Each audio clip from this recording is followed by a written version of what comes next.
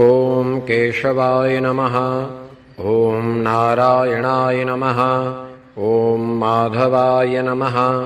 ॐ गोविन्दाय नमः। ॐ विष्णवे नमः।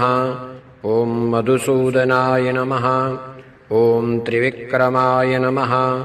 ॐ वामनाय नमः। ॐ श्रीधराय नमः। ॐ ऋषिकेशाय नमः। ॐ पद्मनाभाय नमः।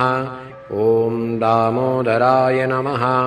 ॐ सङ्कर्षणाय नमः। ॐ वासुदेवाय नमः। ॐ प्रद्युम्नाय नमः। ॐ अनिरुद्धाय नमः। ॐ पुरुषोत्तमाय नमः। ॐ अधोक्षजाय नमः।